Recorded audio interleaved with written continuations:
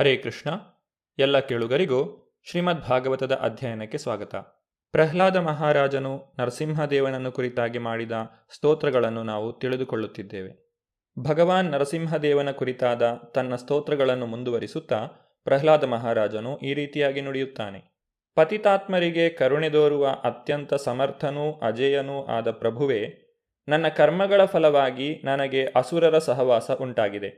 ಆದ್ದರಿಂದ ಈ ಜಗತ್ತಿನಲ್ಲಿ ನನ್ನ ಬದ್ಧ ಜೀವನವನ್ನು ಕುರಿತು ತುಂಬ ಹೆದರಿಕೆಯುಂಟಾಗಿದೆ.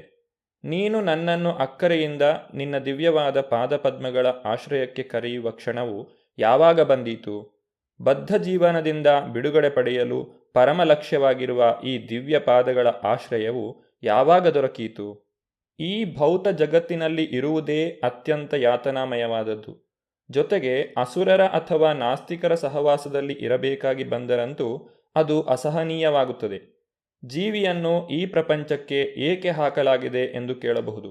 ಕೆಲವೊಮ್ಮೆ ತಮ್ಮನ್ನು ಅಂತಹ ಸ್ಥಿತಿಗೆ ಹಾಕಿದುದಕ್ಕಾಗಿ ಅವಿವೇಕಿಗಳು ಭಗವಂತನನ್ನೇ ದೂಷಿಸುತ್ತಾರೆ. ವಾಸ್ತವವಾಗಿ ಪ್ರತಿಯೊಬ್ಬ ವ್ಯಕ್ತಿಯನ್ನು ಅವನು ಮಾಡಿದ ಕರ್ಮಗಳ ಪ್ರಕಾರ ಬದ್ಧ ಜೀವನಕ್ಕೆ ತಳ್ಳಲಾಗುತ್ತದೆ. ಆದ್ದರಿಂದ ಎಲ್ಲ ಬದ್ಧ ಜೀವಿಗಳ ಪ್ರತಿನಿಧಿಯಾಗಿ ಪ್ರಹ್ಲಾದ ಮಹಾರಾಜನು ತನ್ನ ಕರ್ಮಗಳ ಫಲವಾಗಿಯೇ ತನ್ನನ್ನು ಅಸುರರ ನಡುವೆ ಜೀವಿಸುವಂತೆ ಮಾಡಲಾಗಿದೆ ಎಂದು ಒಪ್ಪಿಕೊಳ್ಳುತ್ತಾನೆ. ಭಗವಂತನನ್ನು ಕೃಪಣವತ್ಸಲ ಎಂದು ಕರೆಯಲಾಗಿದೆ, ಏಕೆಂದರೆ ಅವನು ಸಾಮಾನ್ಯವಾಗಿ ಬದ್ಧಾತ್ಮರ ವಿಷಯದಲ್ಲಿ ಅಪಾರ ದಯಾಮಯನಾಗಿರುತ್ತಾನೆ. ಆದ್ದರಿಂದ ಭಗವದ್ಗೀತೆಯಲ್ಲೇ ಹೇಳಿರುವಂತೆ ಧರ್ಮಾಚರಣೆಯಲ್ಲಿ ವಿಕ್ಷೋಭೆಯುಂಟಾದಾಗಲೆಲ್ಲ ಭಗವಂತನು ಅವತರಿಸುತ್ತಾನೆ. ಯದಾ ಯದಾ ಹಿ ಧರ್ಮಸ್ಯ ಗ್ಲಾನಿರ್ಭವತಿ ಭಾರತ. ಬದ್ಧ ಜೀವನವನ್ನು ಉದ್ಧರಿಸಲು ಭಗವಂತನಿಗೆ ಅಪಾರವಾದ ಕಾತರವಿದೆ. ಆದ್ದರಿಂದ ಎಲ್ಲರನ್ನೂ ಅವನು ಭಗವದ್ಧಾಮಕ್ಕೆ ಮರಳಿ ಬನ್ನಿ ಎಂದು ಕರೆಯುತ್ತಾನೆ. ಸರ್ವಧರ್ಮಾನ್ ಪರಿತ್ಯಜ್ಯ ಮಾಮೇಕಂ ಶರಣಂ ವ್ರಜ. ಹೀಗೆ ಭಗವಂತನು ತನ್ನ ದಿವ್ಯ ಚರಣ ಕಮಲಗಳಲ್ಲಿ ಆಶ್ರಯ ಪಡೆಯುವಂತೆ ಕರೆಯುತ್ತಾನೆ ಎಂಬುದಾಗಿ ಪ್ರಹ್ಲಾದನು ನಿರೀಕ್ಷಿಸಿದನು. ಬೇರೆ ಮಾತುಗಳಲ್ಲಿ ಹೇಳಿದರೆ, ಭಗವಂತನ ಪಾದಕಮಲಗಳಲ್ಲಿ ಆಶ್ರಯವನ್ನು ಪಡೆದು ಕೃಷ್ಣ ಪ್ರಜ್ಞೆಯಲ್ಲಿ ಸ್ಥಿತನಾಗಿ ಭಗವದ್ಧಾಮಕ್ಕೆ ಹಿಂದಿರುಗಿ ಹೋಗಲು ಪ್ರತಿಯೊಬ್ಬನೂ ಕಾತರನಾಗಿರಬೇಕು. ಯಸ್ಮಾತ್ ಪ್ರಿಯಾ ಪ್ರಿಯ ವಿಯೋಗ ಸಂಯೋಗ ಜನ್ಮ ಶೋಕಾಗ್ನಿನ ಸಕಲಯೋನಿಷು ದಹ್ಯಮಾನ ದುಃಖೌಷಧಂ ತದಪಿ ದುಃಖಮದಿತ್ಯಾಹಂ ಭೂಮನ್ ಭ್ರಮಾಮಿ ವದಮೇ ತವ ದಾಸ್ಯ ಯೋಗಂ. ಭೂಮನೆ, ದೇವೋತ್ತಮ ಪರಮಪುರುಷನೇ, ಪ್ರಿಯ ಹಾಗೂ ಅಪ್ರಿಯ ಪರಿಸ್ಥಿತಿಗಳ ಸಂಯೋಗ ವಿಯೋಗಗಳಿಂದಾಗಿ ವ್ಯಕ್ತಿಯು ಸ್ವರ್ಗದಲ್ಲೋ ನರಕದಲ್ಲೋ ಅತ್ಯಂತ ದುಃಖಕರವಾದ ಪರಿಸ್ಥಿತಿಯಲ್ಲಿ ಜೀವಿಸಬೇಕಾಗುತ್ತದೆ. ಶೋಕವೆಂಬ ಬೆಂಕಿಯಿಂದ ಸುಟ್ಟು ಹೋಗುವಂತೆ ಯಾತನೆಯನ್ನು ಅನುಭವಿಸಬೇಕಾಗುತ್ತದೆ. ದುಃಖಮಯ ಜೀವನದಿಂದ ಪಾರಾಗಲು ಅನೇಕ ಚಿಕಿತ್ಸೆಗಳಿದ್ದರೂ ಆ ಪರಿಹಾರಗಳು ದುಃಖಗಳಿಗಿಂತಲೂ ಹೆಚ್ಚು ಯಾತನಾಮಯವಾಗಿರುತ್ತವೆ. ಆದ್ದರಿಂದ ಸರಿಯಾದ ಒಂದೇ ಒಂದು ಪರಿಹಾರ ನಿನ್ನ ಸೇವೆಯಲ್ಲಿ ನಿರತನಾಗುವುದು. ಆ ಸೇವಾಯೋಗವನ್ನು ದಯವಿಟ್ಟು ನನಗೆ ಬೋಧಿಸು. ಭಗವಂತನ ಪಾದಕಮಲಗಳ ಸೇವೆಯಲ್ಲಿ ನಿರತನಾಗಲು ಪ್ರಹ್ಲಾದ ಮಹಾರಾಜನು ಹಂಬಲಿಸಿದನು. ಐಹಿಕವಾಗಿ ಅಪಾರ ಸಂಪತ್ ಸಮೃದ್ಧಿ ಇದ್ದ ತಂದೆಯು ಮೃತನಾದುದರಿಂದ ಜಗತ್ತಿನಾದ್ಯಂತ ಹರಡಿದ್ದ ಅವನ ಆ ಐಶ್ವರ್ಯವೆಲ್ಲವೂ ಪ್ರಹ್ಲಾದನಿಗೆ ಸೇರುತ್ತಿದ್ದಿತು. ಆದರೆ ಪ್ರಹ್ಲಾದ ಮಹಾರಾಜನು ಆ ಐಹಿಕ ಶ್ರೀಮಂತಿಕೆಯನ್ನು ಪಡೆಯಲು ಬಯಸಲಿಲ್ಲ.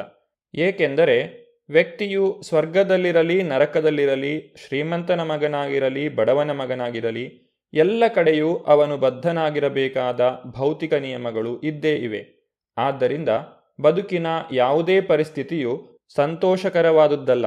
ಆನಂದಮಯ ಜೀವನದ ನಿಷ್ಕಲ್ಮಶ ಸಂತೋಷವನ್ನು ಬಯಸುವ ಪಕ್ಷದಲ್ಲಿ ಅವನು ಭಗವಂತನ ದಿವ್ಯ ಪ್ರೇಮ ಸೇವೆಯಲ್ಲಿ ನಿರತನಾಗಬೇಕು. ಐಹಿಕ ಐಶ್ವರ್ಯವು ತತ್ಕಾಲಕ್ಕೆ ಹಿತವಾಗಿ ತೋರುತ್ತಿರಬಹುದು, ಆದರೆ ಆ ತಾತ್ಕಾಲಿಕವಾದ ಸಂತಸದ ಪರಿಸ್ಥಿತಿಯನ್ನು ಪಡೆಯಬೇಕಾದರೂ ಕೂಡ ವ್ಯಕ್ತಿಯು ಬಹು ಕಷ್ಟಪಟ್ಟು ಕೆಲಸ ಮಾಡಬೇಕಾಗುತ್ತದೆ.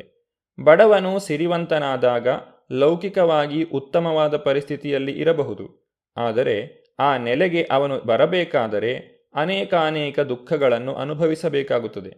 ವಾಸ್ತವಾಂಶವೆಂದರೆ ವ್ಯಕ್ತಿಯು ಇಹ ಜೀವನದಲ್ಲಿ ದುಃಖಿಯಾಗಿರಲಿ ಸುಖಿಯಾಗಿರಲಿ, ಎರಡು ಪರಿಸ್ಥಿತಿಗಳು ಕ್ಲೇಶವನ್ನು ಉಂಟುಮಾಡುವಂತಹವೇ. ನಿಜವಾಗಿ ಆನಂದಕರವಾದ ಜೀವನವು ತನಗೆ ದೊರಕಬೇಕೆಂದಾದರೆ ವ್ಯಕ್ತಿಯು ಕೃಷ್ಣ ಪ್ರಜ್ಞೆಯನ್ನು ಪಡೆಯಬೇಕು. ಭಗವಂತನ ದಿವ್ಯ ಪ್ರೇಮ ಸೇವೆಯಲ್ಲಿ ನಿರಂತರವಾಗಿ ತೊಡಗಿರಬೇಕು. ಅದೇ ಸರಿಯಾದ ಪರಿಹಾರ. ಬದ್ಧ ಜೀವನದ ಕಷ್ಟಗಳನ್ನು ಹೋಗಲಾಡಿಸಿಕೊಳ್ಳುವುದು ಐಹಿಕವಾದ ಸಂಪತ್ತು ಸೌಲಭ್ಯಗಳನ್ನು ಹೆಚ್ಚಿಸಿಕೊಳ್ಳುವುದರಿಂದ ಸಾಧ್ಯ ಎಂದು ಇಡೀ ಜಗತ್ತು ಭ್ರಮಿಸಿದೆ. ಈ ಪ್ರಯತ್ನವು ಎಂದಿಗೂ ಯಶಸ್ವಿಯಾಗುವುದಿಲ್ಲ. ಭಗವಂತನ ದಿವ್ಯ ಸೇವೆಯಲ್ಲಿ ತೊಡಗಿಕೊಳ್ಳುವಂತೆ ಮಾನವ ಜನಾಂಗಕ್ಕೆ ತರಬೇತಿಯನ್ನು ಕೊಡಬೇಕು. ಇದೇ ಕೃಷ್ಣ ಪ್ರಜ್ಞಾ ಆಂದೋಲನದ ಧ್ಯೇಯ. ವ್ಯಕ್ತಿಯ ಭೌತಿಕ ಪರಿಸ್ಥಿತಿಯನ್ನು ಬದಲು ಮಾಡಿದ ಮಾತ್ರಕ್ಕೆ ಅವನಿಗೆ ನಿಜವಾದ ಸಂತೋಷವು ದೊರಕುವುದಿಲ್ಲ. ಏಕೆಂದರೆ ವಿಶ್ವದಲ್ಲಿ ಎಲ್ಲೆಲ್ಲೂ ದುಃಖ ದುಮ್ಮಾನಗಳೇ ತುಂಬಿಕೊಂಡಿವೆ.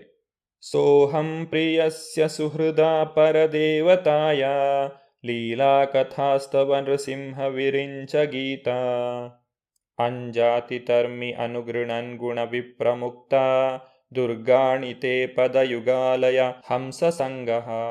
ನನ್ನ ಪ್ರಿಯ ನರಸಿಂಹದೇವನೇ, ಮುಕ್ತಾತ್ಮರಾದ ಭಕ್ತರ ಸಹವಾಸದಲ್ಲಿ ಇದ್ದುಕೊಂಡು ನಿನ್ನ ದಿವ್ಯ ಪ್ರೇಮ ಸೇವೆಯಲ್ಲಿ ನಿರತನಾಗುವುದರಿಂದ ನಾನು ಸಂಪೂರ್ಣವಾಗಿ ಗುಣತ್ರಯಗಳ ಕಶ್ಮಲಗಳನ್ನು ಕಳೆದುಕೊಳ್ಳುತ್ತೇನೆ ಮತ್ತು ನನ್ನ ಅತ್ಯಂತ ಪ್ರೀತಿಯ ಪರಮಪ್ರಭುವಾದ ನಿನ್ನ ಮಹಿಮೆಗಳನ್ನು ಹಾಡಲು ಶಕ್ತನಾಗುತ್ತೇನೆ.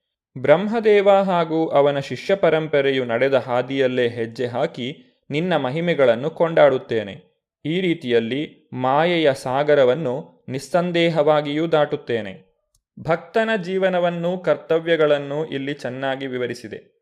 ಭಕ್ತನು ಪರಮಪುರುಷನ ಪವಿತ್ರ ನಾಮವನ್ನು ಮಹಿಮೆಗಳನ್ನು ಕೀರ್ತಿಸತೊಡಗಿದಾಗ ಅವನು ಮುಕ್ತಾತ್ಮನಾಗುತ್ತಾನೆ.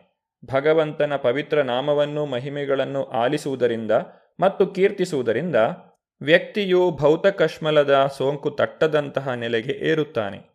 ಗುರು ಶಿಷ್ಯ ಪರಂಪರೆಯಿಂದ ಬಂದಿರುವ ಅಧಿಕೃತವಾದ ಹಾಡುಗಳನ್ನು ಮಾತ್ರವೇ ಹಾಡಬೇಕು. ಪರಂಪರೆಯನ್ನು ಅನುಸರಿಸಿದಾಗ ಮಾತ್ರವೇ ಕೀರ್ತನೆಯು ಶಕ್ತಿಯುತವಾಗಿರುತ್ತದೆ ಎಂದು ಭಗವದ್ಗೀತೆಯಲ್ಲಿ ಹೇಳಿದೆ. ಏವಂ ಪರಂಪರಾ ಪ್ರಾಪ್ತಂ ಇಮಂ ರಾಜರ್ಷಯೋ ವಿದುಹು. ಹಿಂದಿನ ಆಚಾರ್ಯರ ಉಪದೇಶಗಳನ್ನು ಒಪ್ಪಿಕೊಂಡು ಅದಕ್ಕೆ ಸರಿಯಾಗಿ ನಡೆದುಕೊಳ್ಳುವುದು ಅತ್ಯುತ್ತಮವಾದಂತಹ ವಿಧಾನ. ಆಗ ಭಗವತ್ ಸಾಕ್ಷಾತ್ಕಾರವು ಆತ್ಮಸಾಕ್ಷಾತ್ಕಾರವು ಅತ್ಯಂತ ಸುಲಭವಾಗುತ್ತದೆ. ಈ ಸುಲಭದ ಕಾರ್ಯವಿಧಾನವನ್ನು ಅನುಸರಿಸಿದಾಗ ವ್ಯಕ್ತಿಗೆ ಭೌತ ಪ್ರಕೃತಿಯ ತ್ರಿಗುಣಗಳ ಮಲಿನತೆ ಅಂಟುವುದಿಲ್ಲ. ಆಗ ಖಂಡಿತವಾಗಿಯೂ ಅವನು ಅನೇಕಾನೇಕ ಸಂಕಟಗಳು ತುಂಬಿಕೊಂಡಿರುವ ಅಜ್ಞಾನದ ಸಾಗರವನ್ನು ದಾಟಬಹುದು. ಮಹಾನ್ ಆಚಾರ್ಯರ ಹೆಜ್ಜೆ ಗುರುತುಗಳನ್ನೇ ಅನುಸರಿಸಿ ನಡೆಯುತ್ತಾ ವ್ಯಕ್ತಿಯು ಹಂಸರು ಅಥವಾ ಪರಮಹಂಸರೊಂದಿಗೆ ಸಹಯೋಗ ಹೊಂದುತ್ತಾನೆ.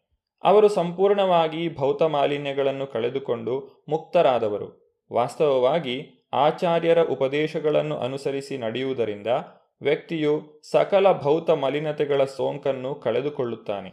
ಆಗ ಅವನ ಬದುಕು ಯಶಸ್ವಿಯಾಗುತ್ತದೆ. ಅವನು ತನ್ನ ಜೀವನದ ಲಕ್ಷ್ಯವನ್ನು ಮುಟ್ಟುತ್ತಾನೆ. ಈ ಜಗತ್ತು ವ್ಯಕ್ತಿಯ ಜೀವನ ಮಟ್ಟವು ಯಾವುದೇ ಇರಲಿ ದುಃಖಕರವಾದದ್ದು. ಈ ವಿಷಯದಲ್ಲಿ ಸಂದೇಹವೇ ಇಲ್ಲ. ಭೌತ ಜೀವನದ ದುಃಖಗಳನ್ನು ಭೌತ ವಿಧಾನಗಳಿಂದ ಪರಿಹರಿಸಿಕೊಳ್ಳಲು ಕೈಗೊಳ್ಳುವ ಪ್ರಯತ್ನಗಳು ಎಂದಿಗೂ ಯಶಸ್ವಿಯಾಗುವುದಿಲ್ಲ. ನಿಜವಾಗಿ ದುಃಖಗಳನ್ನು ಕಳೆದುಕೊಂಡು ಸಂತೋಷ ಪಡಬೇಕಾದರೆ ವ್ಯಕ್ತಿಯು ಕೃಷ್ಣ ಪ್ರಜ್ಞೆಯನ್ನು ಬೆಳೆಸಿಕೊಳ್ಳಬೇಕು. ಇಲ್ಲವಾದರೆ ಸಂತೋಷವೆನ್ನುವುದು ಅಸಾಧ್ಯ.